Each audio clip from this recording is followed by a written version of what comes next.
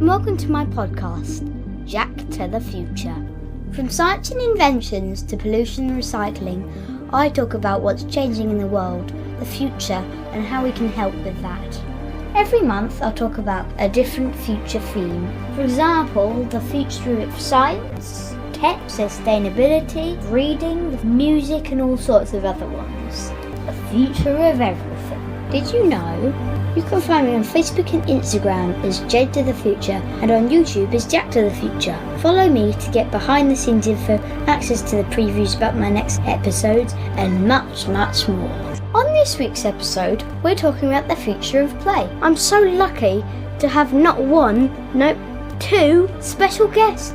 We have Martine and her daughter as well, from After Alice, an online toy shop, and Darren from After Builders, who runs Lego parties and workshops. I talked to them both about their local businesses, what's popular at the moment, and our predictions for the future. I've also been doing some research about play in the future, and I have a few ideas to share with you. We talk about how toy shops can be unfair by having a boys section and a girls section, where you might want to play with toys in either section, and why not? Darren and I talk about our favourite Lego builds, the Lego house in Billund, and how the customer could design Lego sets in the future.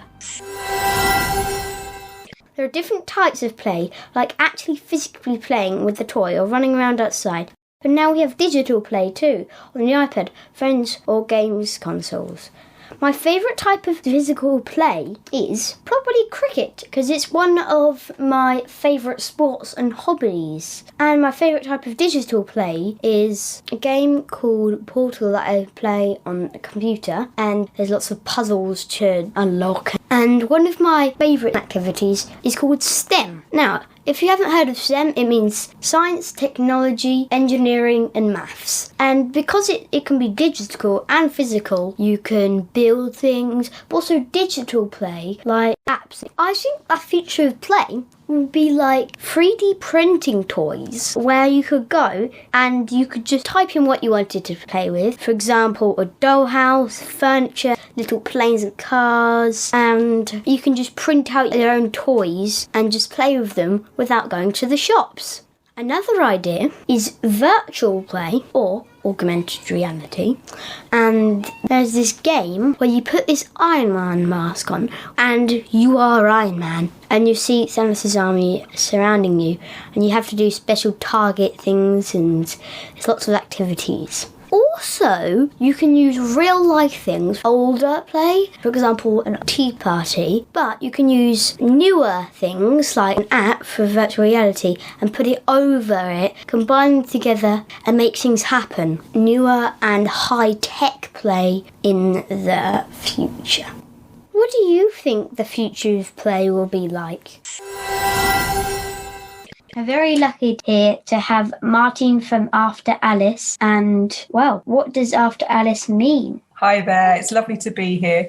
Well, After Alice is a toy shop and a gift shop as well that I started about 5 years ago now. And it was trying to do something different in the toy industry. So I felt very strongly that some of the messages that girls were given in toy shops were quite short-sighted and quite presumptuous. And I had two daughters myself who were into all kinds of things, had lots of interests and lots of passions. And it made me quite cross sometimes when I walked into toy shops and they were given a very particular area and very particular toys. So I wanted to provide a toy shop that was a bit more open-minded and a bit more thoughtful about gifts for girls, and at the same time to still be a great place to shop, whether you were a girl or a boy. We're just online, so we don't have a physical shop, but we do fairs and markets sometimes, and we're based around Hertford. Have you been in toy shops where you very much feel like there's an area for boys and an area for girls, even without any signs or anything? Well, at school, they said girls don't always have to like pink. They can like any colour. They can like anything. There's sometimes a mix-up of girls and boys in one alley, so I feel like, well, that's good. That's really good that they should be joined up.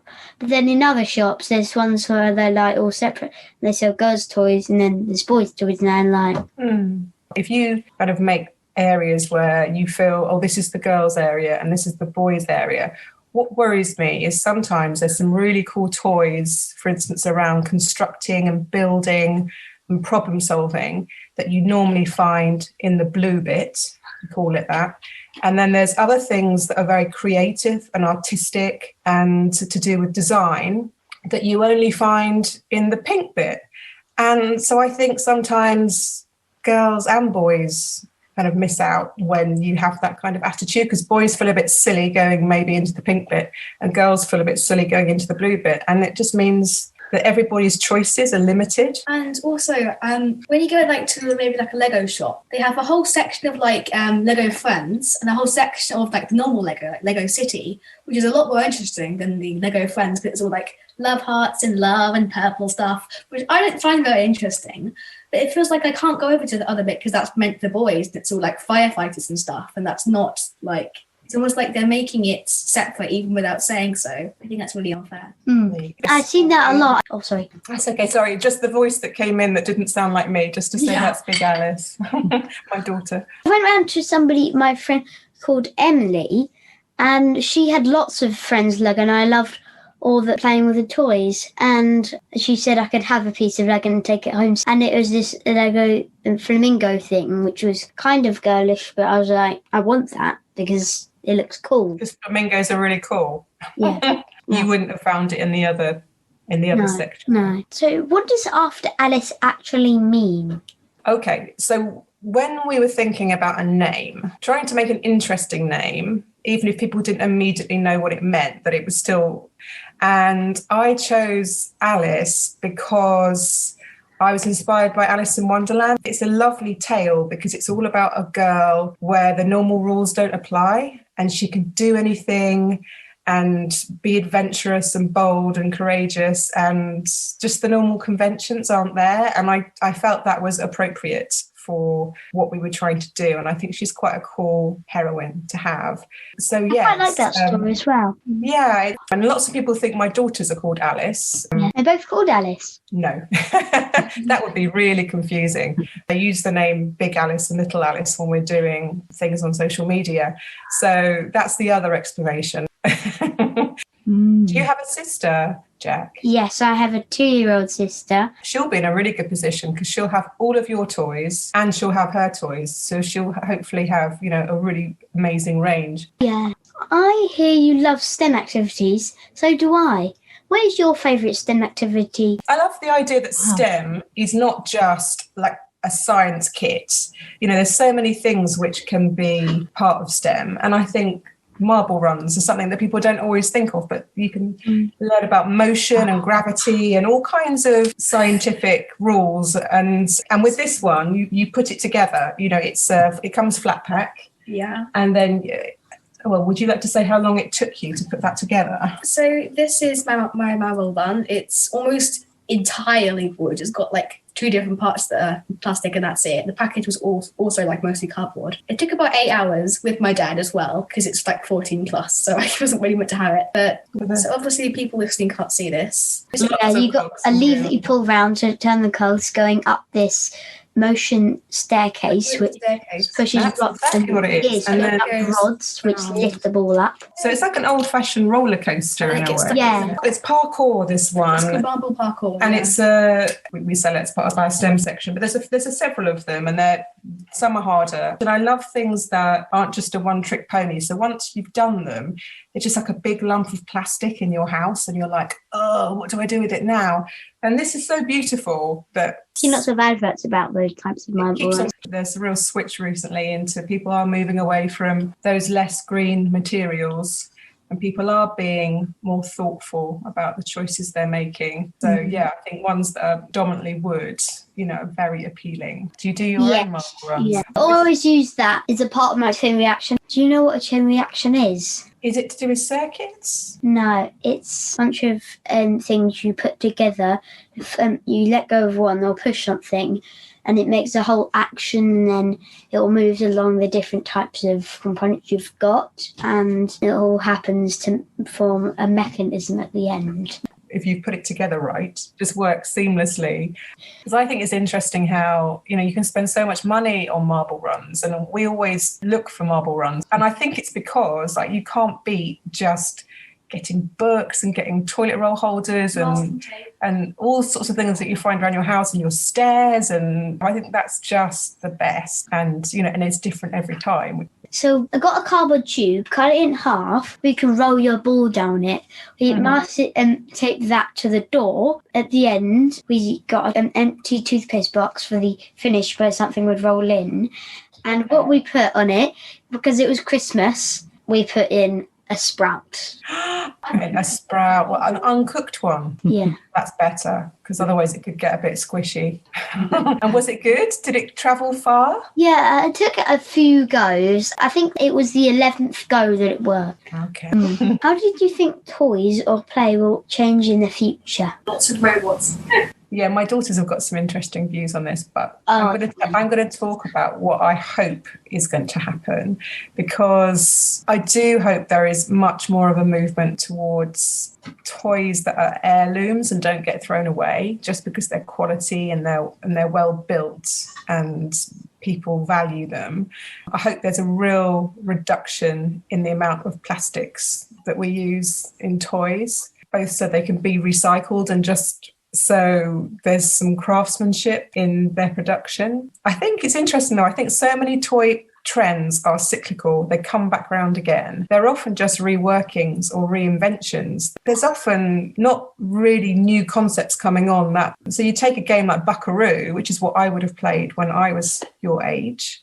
And now it's been called something else and it uses a different animal. Essentially, it's Buckaroo, which is why I like the more independent toy makers and creators of games, because they are genuinely coming up with stuff which is different. I think that because demand is kind of growing for PS4s and Nintendo Switches and things, there'll probably be more electronic kind of devices than proper actual toys, which isn't really a good thing, apart from that it's less weight, I suppose, if you throw stuff away. Yeah, it was about VR games that you might play online. As for young children, they need that physical interaction with toys, the motor skills, the gross and fine motor skills. Okay, you can get certain fluidity of using a joystick and all the rest of it, but you don't get the advantages of actually building a tower or, So I very much hope that it's still a dominance of physical play and real play as opposed to virtual play. We will, who knows what's coming? There's a trend towards things like exit games and cooperative games. I don't know if you've come across those, where you don't play against each other and there's one winner. You play as a team. Yeah. And the exit games, they're a smaller game and you only play them once because you have to use certain things within the box. You have to break the code or rip paper and put certain things together to reveal the answer.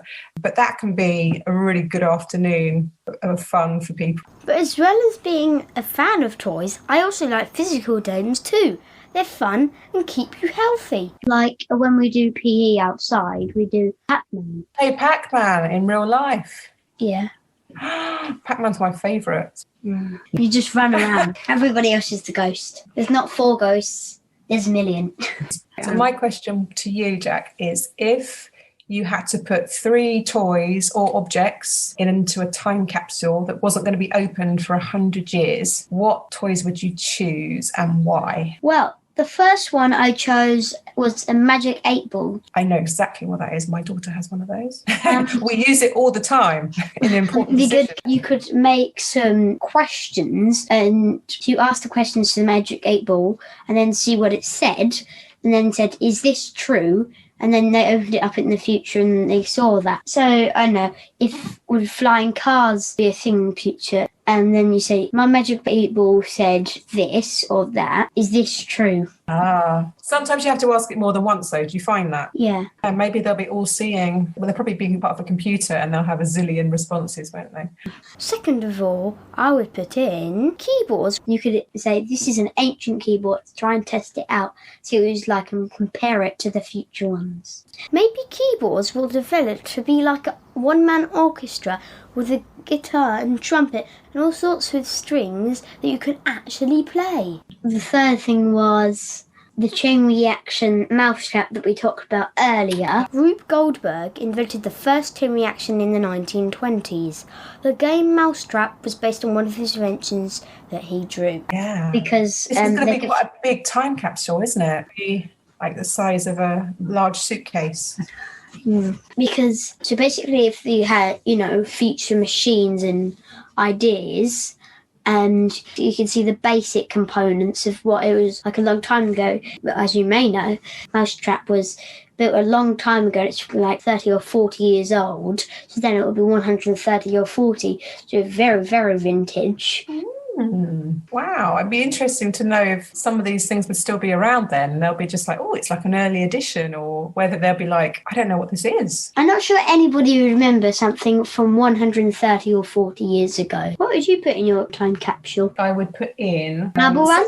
Yeah, I probably would put in some marbles. We have some really beautiful handmade marbles, which I always think they're like the original fidget spinner. I think you can do so many fun things with marbles, and they're very relaxing and beautiful to look at. I might choose one of our most popular things because I think maybe children in the future might appreciate, well, it would be like a vintage classic by then. So maybe something like a Lottie doll. There are probably 20, 25 different Lotties. And so there's a fossil hunter and there's a stargazer. And the thing I like about them most is that they're based on a 9-year-old child's body shapes. I love small world play. You can do so much with that. So I think she'd be a good choice. Thank you for being in my interview. I really enjoyed it. Oh, you're very welcome. I'm just impressed with how many people you've been interviewing. You've been busy, haven't you? You're very impressive. It's very nice to meet you. Fabulous. Thank you. Bye-bye. What an interesting interview with Martine and her daughter. It's definitely made me think about buying toys that are built with materials that last longer and better for the environment. While we were talking about that, some of you may know that I absolutely love Lego. Obviously, Lego is made of plastic, which is not so good, but have a listen to my next guest who talks about the organisation are doing to make some big changes. Hello listeners, today we are very lucky to have Darren from Master Builders talking to us here, and our first question is, who are you and what do you do? So, as you've said, my name's Darren. I run Master Builders parties, and we do Lego birthday parties and workshops and events and things like that around Hertfordshire. Other than that, I'm also a teacher, so I'm unlikely to have taught your age because I'm quite old. And I teach secondary, but possibly some of your listeners, I might have taught their parents because I used to teach at Simon Ball in Hertford. That's me. Yeah, I play Lego basically. That's my main thing. I guess one of my closest things to my heart, isn't it? In fact, I've got a Lego contraption downstairs that I'm starting to build. I made it out of Lego. I normally make these things called chain reactions. I don't know if you've ever heard of them. Have you? Yeah. Because we've seen lots of them that you've made in the companies that you run. Once we went to the Wire Priory and we saw all these cool Lego contraptions all working together. And it's basically a celebration machine for Rube Goldberg. Yeah, I've seen Rube Goldberg machines, yeah. So the Lego versions you're talking about are called Great Ball Contraptions. And that's what I show when I go to events. Like, Where's the Bricks? I run. That's my event. My part of the actual display is Great Ball Contraptions. And when I go to other shows around the country, that's what I take. So I'm surrounded by it. There are Great Ball Contraptions literally just over my shoulder here. So little machines that move Lego balls around. They're great. They're great fun. We started Where's the Bricks 4 years ago now. April next year, we will be back. So 2022 it'll be. It's the 9th and 10th of April. People come from all over the country. People who build amazing Lego kits, and almost all of it is things they've created. There's very little sort of sets there. Who knows what will be after everybody's been in lockdown for 2 years. I'm looking forward to what people have been coming up with and creating new set of new models. So the tickets are available. We've got a Facebook page, Where's the Bricks. I think this might be one of the coolest places to go. In Denmark, that's where they made Legos. Lego house in Denmark. Have you been? Definitely not. I would really like to go though. I've been. We went about 2 years ago now. Is it good? Yeah, it's great. And we spent a day in Legoland, the original Legoland, and we spent a day going around the Lego house. It's fantastic. Very worth going. Yeah. What's your favourite and most difficult Lego set in shops that's super cool? There's a remote control 4x4 Technic truck thing. Oh, that's like £300. Yeah, something like that. It's quite expensive. This one is just like an off-roader, so you can go kind of over bumps and up hills. And my favourite kind of theme for Lego, when I was your age, it was castle Lego that I liked, with all the knights and the castles and stuff and the horses. My favourite sort of like Harry Potter and now is... You're into Harry Potter Lego. There's some really good Harry Potter sets. I'm sort of onto Technic Age now. Am I allowed to show you my crane here? It's the crane. That's cool. They do so many things, the Technic models now. It's very good. How long did that take you to build? About 2 or 3 days. It's quite big. Yeah, it is. I do that when I'm building kits, and you kind of go, I need to stop, or I'll just finish this section, and then I need to do this, and you just keep going. Yeah. Very hard. What's your favourite Lego set you've already got, though? My favourite Lego set I've got now, I've got a few. The Disney Castle, although I did change mine a bit. So I built it up and built a cave underneath. I put Bruce Wayne's office inside the Disney Castle. Bruce what? Batman. Yeah. Batman when he's not Batman. I know that. One of my other favourite sets there, and I'm sure you would like this set, but you probably was out too young for you, although your dad might have it. The original. Oh, I think I know what it is. I've got the first DeLorean they brought out, which again, it was a Lego Ideas set. Have you heard of Lego Ideas? Lego Ideas is people design Lego sets, submit them to Lego, and then you can vote for them, and if they get so many votes, Lego make them. And my dad absolutely loves Back to the Future, and it's me and my dad's favourite film. It's a great film. I thought you were going to say Star Wars, the Millennium Falcon. I don't like Star Wars Lego. Just loads of grey bricks. It's really boring. I used to like them. I'm more like Electric Lego Technic. Yeah, bit of movement, bit of engineering. Yeah. I think that's becoming more and more popular. One of the parts I do is Lego Bot Wars, where we build remote control Lego robots and fight them. And that's very popular. Lots of people are really getting into that now. Oh, I've seen those. Those are cool. Those are really cool. Ooh, I just thought one of my favourite ones, there's like this massive police base of like with this cannon which shoots a net. There's loads of like helicopters and people in it. Cool. So on April Fool's Day, you posted a video on Facebook about Lego bricks that move when you walk near them so that you don't step on them. I thought that was such a good idea. I thought my own invention using magnets to make this work. Have you made an invention using Lego without a kit? I've never made anything like that. I make things without kits. So when I build my Great Ball Contraptions and stuff, so they're not kits, I have to dig around and find the bits. When I do Robot Wars, I build all those without kits. So I've never built anything useful, just things that are fun. I think I've also seen all these videos about these crazy inventions that you can make. I saw this really cool one, and it was like this Bugatti car, a really big blue one, and they made it out of real wheels, and the driving wheel was made out of Lego, the top of the car was made out of Lego, the bottom of the car made out of the Lego, and it went really, really fast. Yeah, they did. You can buy a Bugatti Lego set, but yeah, they made a full-size version out of Lego as well. Cool. They made a full-size Star Wars X-Wing as well. Oh, yeah, I've seen a picture of that. So you know those little holes in the bottom of Lego bricks? Yeah. You could make magnets that could slot them in there, and then you put them on the floor. You put the same type of magnet in your shoes, but bigger, and so in the bricks it would be like a North Pole magnet. Yes. And then in your shoe you have a North Pole magnet, so when you walk close to them they react really quickly, so they can repel. And then if you wanted them to stick to your feet, that would be cool. Your slippers could have North on so that they repel the bricks, and then you could have a tool with South on for clearing up at the end to make scooping up the bricks really easy, because it would attract them all. Oh yeah, that would be really cool. So in the future it can't be made out of plastic because that's bad for the environment, so they decided to make Lego bricks out of recycled plastic bottles, and then you can make new Lego bricks. Yeah, they've just come up with some prototypes of actual bricks, made out of like water bottles. It's called PET, plastic PET. They're already doing, if you buy new Lego sets now, any Lego sets that have got sort of the flexible pieces in, so like the plants and the leaves and that sort of stuff,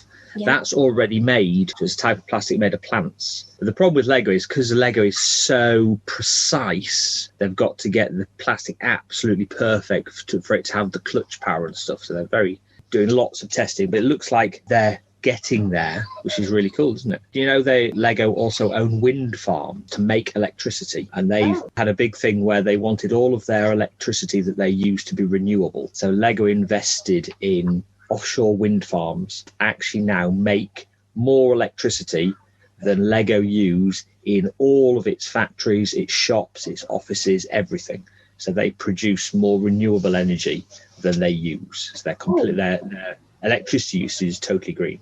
So yes, they're very eco-conscious that's the way they want to go. But the good thing about Lego is it doesn't wear out. You don't need to throw it away. You just keep using it. Yeah. Some of the Lego I've got is older than I am, and I'm very old. I don't think that. That's quite a green thing anyway. Oh, I think I've seen a windmill. Is it a Lego windmill? Yeah, a Lego windmill, like life-size windmill. What they did when they built all these wind farms and they were officially making more electricity than they used, they built a giant wind turbine out of Lego as a world record. What? As a sort of celebration. I don't know whether it actually worked. It did work, because then it would be wind making electricity, so the machines could make the Lego, but also the wind turbine was made out of Lego. So Lego helped make Lego. Yes, that'd be very cool, wouldn't it? If you design your own Lego set, you can put it on Lego Ideas and try and encourage people to vote for it. Cool. That sounds really good. I really want to do that. I like being creative more now. Sometimes I just get bored and I go up to my bedroom and I just get a piece and be like, put this together. What shall I build? And I just keep getting random pieces together, and then I make a really cool model from scratch. Yeah. How do you think Lego and building could develop in the future? See, I think they should keep Lego as it is. That's always the good thing when you see them bringing out new sets and you see how they've used a piece in a totally different way from what you've seen it used before. Mm-hmm. And they can, a piece that's everybody's, that's a lightsaber handle, for instance. Yeah. And then you look at a new set and they've used it as the rung for a ladder or something. And that's really how they use pieces in totally different ways. Yeah, it is very creative. Yeah, that's it. Lego. It's so expensive for every time Lego makes a new piece, they've got to make molds for it and things, which is why they use all the old designs. My favourite thing is to actually know what the actual names of what Lego called pieces are. Like certain bricks, like... They do have some strange names, some of these bricks. Yeah. An angle sloped tile. Something like that. I used to say how big it is. It'd be something like it's a 3x3, and then if it's sloped, it'll be a 45 or a 33, depending on how sloped it is, so the angle, so they can describe it in that way. Because they do keep trying to do different things. Have you had any of the hidden side Lego sets that have been out fairly recently? No. Those, you built the Lego set and then you had an app on your phone and you could look at the Lego set through the app and bits of it moved and things like that. So they keep trying to kind of integrate into the Lego. Yeah, it's not, it's the point of the Lego, not the point of the app. I've got a massive 5x1, a Lego builder which builds mini people. And then the app, it's the Lego Boost app. Oh, yes, you got Boost, yeah. Yeah. The Boost and Mindstorm are quite good. Yeah. Because then you get to do the proper building and then you program it. So I think that's a good way to get technology. Have you made the cat and the guitar? I like the guitar the best because you can actually hold it, and once I think I actually put a strap on it and I put it on my shoulder. I was like this, and I pressed the different buttons to make different sounds. And then once I made a song with it, I can't remember what it was.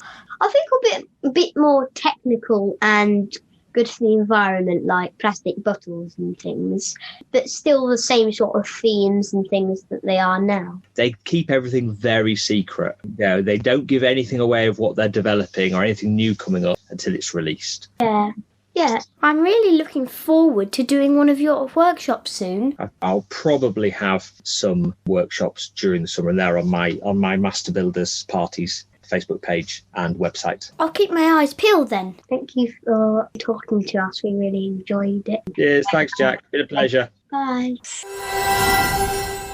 That's all we've got time for today. This week's episode has been so much fun, and I'm definitely going to try and come up with a new invention to submit to Lego Ideas. I'm also going to save my pennies to buy a marble run like Martine talked about. National Play Day is on Wednesday the 4th of August in the UK, and local councils usually plan various events to celebrate and encourage play. I'm not sure because of COVID whether it will be quite the same this year, but my town, Hertford in Hertfordshire, usually have something on, so check out your local council's website for details. Join me next time for another exciting episode of Jack to the Future.